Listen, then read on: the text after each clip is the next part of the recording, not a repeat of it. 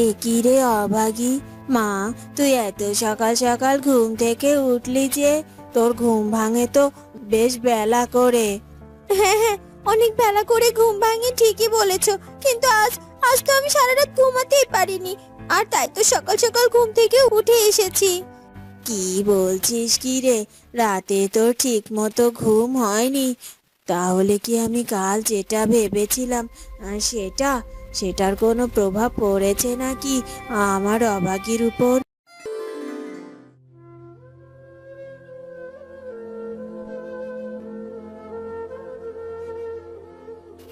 অভাগী সকাল সকাল মোড়ল বাড়িতে গিয়ে হাজির হয়।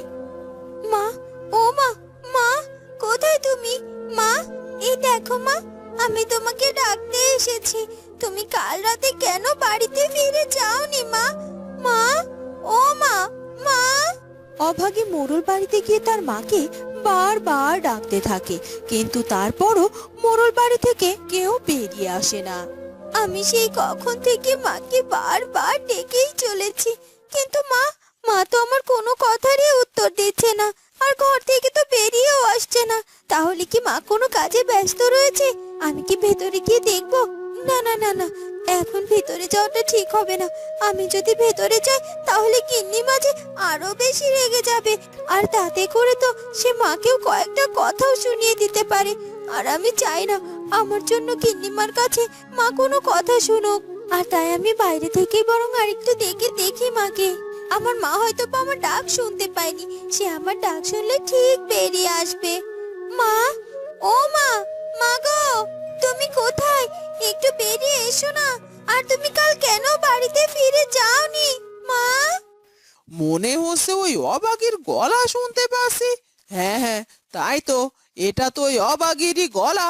তার মানে কি ওই অবাগী এই বাড়ি পর্যন্ত চলে এসেছে ওর মাকে খোঁজার জন্য? আসবে না, ওর মা তো বাড়িতে ফেরেনি।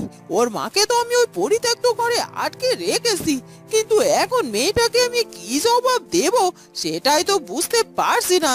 না না না না, যে করেই হোক আমাকে কিছু একটা সাজিয়ে বলতেই হবে ওকে, যেন কখনো কোনোভাবে একটু সন্দেহ না করতে পারে। যাই, আমি বরং বাইরে গিয়েই ওকে বুঝিয়ে আসি।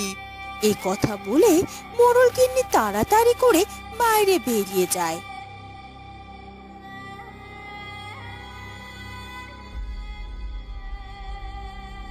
কিরে অবাগী, তুই তুই আমাদের বাড়িতে হঠাৎ, তা কি মনে করে এসেছিস? আমাকে ক্ষমা করবেন গিন্নিমা। আমি জানি আমি এই বাড়িতে আসি এটা আপনি চান না, কিন্তু কিন্তু তারপরও যে আমি বাধ্য হয়ে আপনাদের বাড়িতে এসেছি। আসলে কাল মা বাড়িতে যায়নি তো, এই জন্য মায়ের জন্য খুব মন কেমন করছিল, তাই মাকে একটু দেখতে এসেছি। একটু মাকে ডেকে দিন না গিন্নিমা। আদিক্ষেতা দেখে আর বাঁচি না, মাকে দেখতে পাইনি দেখে মন খারাপ করেছে। একটা দিন, মাত্র একটা দিন হয়েছে ওর মা বাড়িতে ফেরেনি, আর এর মধ্যে মেয়ের ন্যাকামি শুরু হয়ে গেছে। আর তাছাড়া ওর মাকে তো আমি আটকে রেখেছি, আর ও যদি আমাকে সব সত্যিটা না বলে তাহলে তো আমি কিছুতে ওকে ছাড়বো না, আমার কাছে ওইভাবে আটকেই রাখবো। কি হলো কি গিন্নিমা, আপনি চুপ করে দাঁড়িয়ে আছেন কেন? আমার মাকে একটু ডেকে দিন না, আমি একবার মায়ের সাথে দেখা করেই চলে যাব, আর কখনো কোনো দিনও আপনার বাড়িতে আসবো না। অবাগী, তোর কথার আগা মাথা তো আমি কিছুই বুঝতে পারছি না রে। তোর মা এ বাড়িতে থাকলে তো তাকে আমি ডেকে দেব, আর তাছাড়া এত বেলা হয়ে গেছে, তারপরও তোর মা এখনো কাজে আসলো না কেন?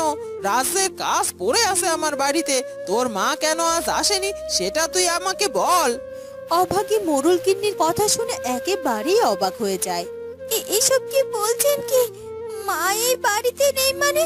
কিন্তু মা তো কাল আমাদের বাড়িতে ফেরেনি। আর তাছাড়া বাড়িতে যদি সেই নাই ফেরে তাহলে কাজে আসবে কি করে? আর তাছাড়া মা তো আপনার বাড়িতেই কাজ করছিল। এ পর্যন্ত কোনোদিন দেখেছিস তোর মা একটি রাতের জন্য আমার বাড়িতে থেকেছে? সে কাজ করতে যত রাতই হয়েছে না কেন ঠিকই বাড়িতে ফিরে গেছে। আর কালকেও তো তোর জন্য খাবার দাবার নিয়ে বাড়িতে ফিরলো। এখন সে যদি অন্য কোথাও চলে যায় সেটা কি আমার দেখার দায়? দেখ, তোর মা হয়তো বা বাড়িতে ঠিকই ফিরে যাবে। আর হ্যাঁ, তোর মা বাড়িতে ফিরে গেলে বলবি আমার বাড়িতে যেন তাড়াতাড়ি কাজের জন্য চলে আসে। আর এখন যা, এরকম ভাবে আমার কানের মাথাটা কাশ না তো। অভাগী তার মাকে মোড়ল বাড়িতে খুঁজে না পেয়ে মন খারাপ করে বাড়ির দিকে রওনা দেয়। ওদিকে রাজা রাজকনককে ডেকে পাঠায় রাজপুত্রের খোঁজ করার জন্য। রাজকনক, এখন আপনি আমার একমাত্র ভরসা।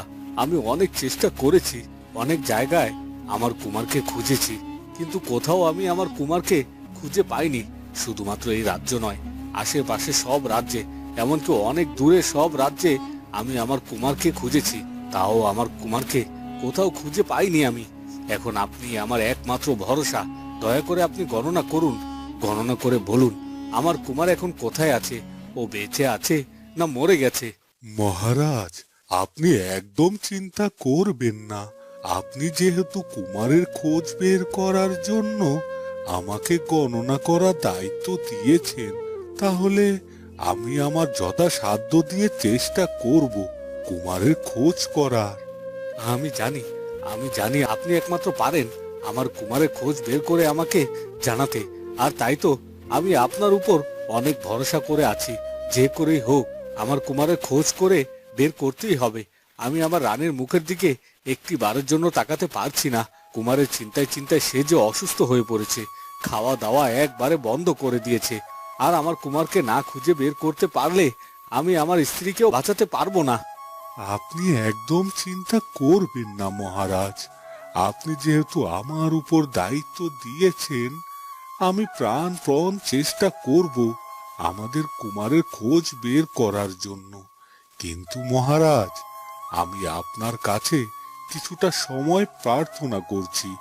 আপনি আমাকে 5 দিন সময় দিন, আর 5 দিনের মধ্যেই যে করেই হোক আমি আপনাদের কুমারের খোঁজ বের করবই। 5 দিন সে তো অনেক সময় রাজগণক, কিন্তু আমি তারপরও আপনাকে 5 দিনের সময় দেব। কিন্তু আপনাকেও কথা দিতে হবে, এই 5 দিন পর আপনি ঠিক আমার কুমারের খোঁজ বের করে আমাকে জানাবেন। মহারাজ, আপনি নিশ্চিন্তে থাকতে পারেন। আমি আপনাকে কথা দিচ্ছি, আপনাকে আমি কুমারের খোঁজ অবশ্যই জানাবো। কুমার যেখানেই থাকুক, যে অবস্থাতেই থাকুক না কেন। ওদিকে সেই পাখিটি মন খারাপ করে জঙ্গলেই থাকতে শুরু করে। আমার মনে হচ্ছে এই জঙ্গলের জীবনটাই আমাকে বেছে নিতে হবে।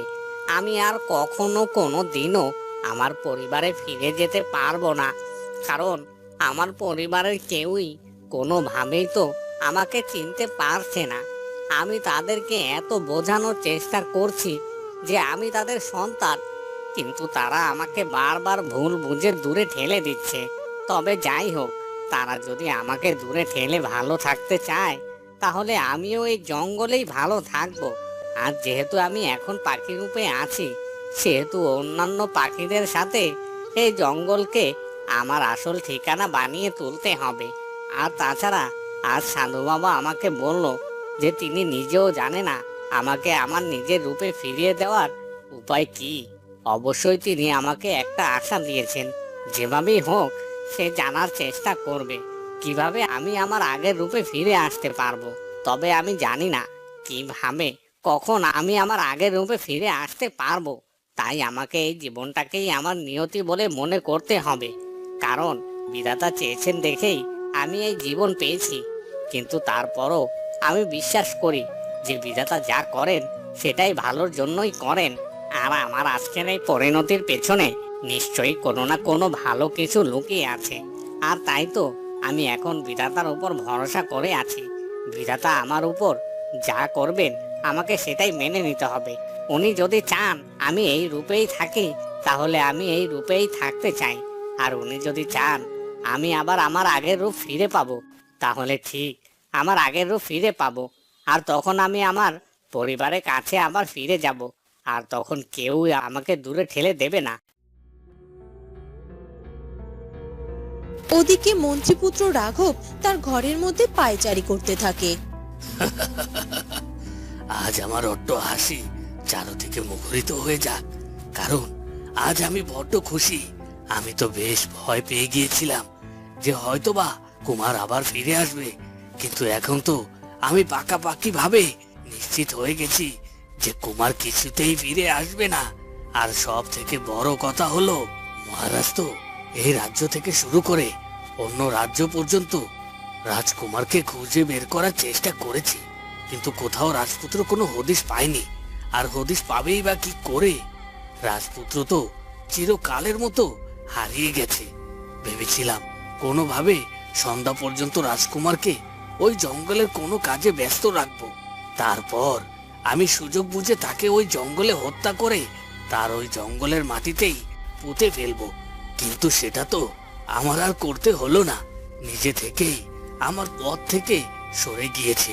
আর আমার তো মনে হয় নিশ্চয়ই জঙ্গলের কোনো পশু রাজকুমারকে ছিঁড়ে খেয়েছে, না হলে তো ঠিকই এ রাজপ্রাসাদে ফিরে আসতো। এবার রাজারানী কুমারকে হারিয়ে দিশেহারা হয়ে গেছে, আর এই সুযোগে তাদের কাছে গিয়ে তাদের আপন হয়ে উঠতে হবে আমাকে। রাজ সিংহাসন আমাকে দখল করতে হবে। আমি বুঝতে পারছি এবার ওই রাজ সিংহাসনে বসা থেকে আমাকে কেউ আটকাতে পারবে না।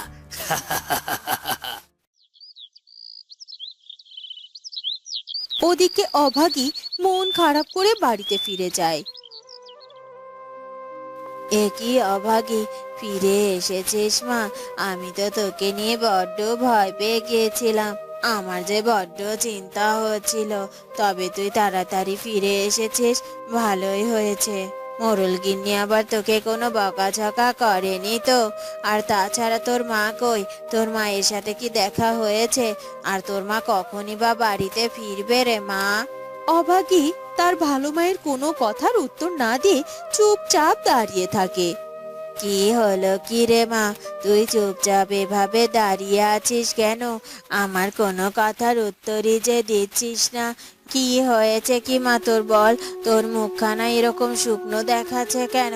তার মানে ঠিকই ঠিকই বুঝতে পেরেছি আমি, ওই মোড়ল গিন্নি নিশ্চয় তোকে বকাঝকা করেছে। তোকে আমি কত করে বললাম তুই যাস না মা, যাস না, কিন্তু তুই তো আমার কোনো কথাই শুনলি না। তুই ঠিক চলে গেলি। এখন হয়েছে তো মোড়ল গিন্নির বকা খাওয়া। আর মোড়ল গিন্নি তো তোকে বকেছে দেখে নিশ্চয় তোর মাও খুব কষ্ট পেয়েছে। আসলে কষ্ট পাওয়ারই তো কথা। নিজের মেয়েকে কেউ বকলে কোনো মায়ের কি সহ্য হতে পারে? যাই হোক মা, কষ্ট পাস না। এখন বল তোর মা কি বললো, আর সে বাড়িতে ফিরবে কখন? অভাগী তার ভালো মায়ের কোনো কথার উত্তর না দিয়ে কাঁদতে কাঁদতে ঘরের ভেতরে চলে যায়। এ কি, অভাগী আমার কোনো কথার উত্তরই তো দিল না। আর তাছাড়া দেখলাম ওর চোখ দিয়ে জল গড়িয়ে পড়ছে। আর এভাবে কাঁদতে কাঁদতেই বা মেয়েটা ঘরের ভেতরে চলে গেল কেন? কি হয়েছে কি? মেয়েটা তো আমাকে কিছুই খুলে বলল না। এখন যে আমার বড্ড চিন্তা হচ্ছে। যাই হোক, এখন আর কি করার, যেহেতু ও ঘরের ভেতর গিয়েছে, থাক, কিছুক্ষণ একাই থাক। তারপর ওর সাথে বরং আমি পরে কথা বলে নেবক্ষণ। আর তাছাড়া সন্ধে হলে তো অভাগীর মা বাড়িতে ফিরে আসবে, তার কাছেও সবকিছু জানতে পারবো আমি। ওদিকে ঘরের ভেতরে গিয়ে অভাগী মুখ লুকিয়ে কাঁদতে থাকে। মা, ও মা, মা, তুমি কোথায় চলে গেলে মা?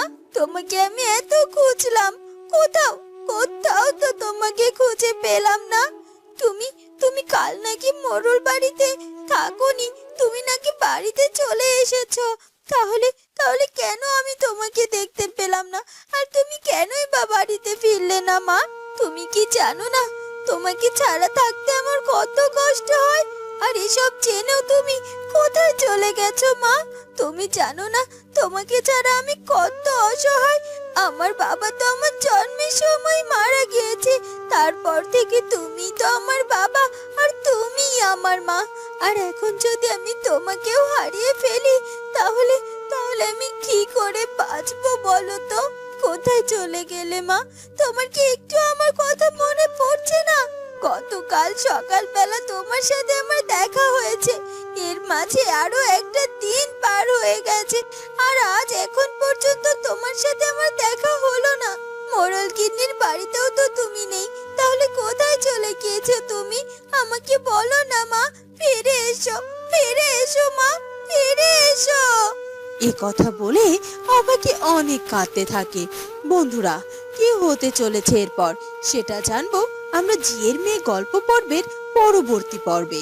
আর আমাদের আজকের ভিডিওটি ভালো লাগলে অবশ্যই আমাদের চ্যানেলটিকে সাবস্ক্রাইব করে দিও। দেখা হবে পরের ভিডিওতে। ধন্যবাদ।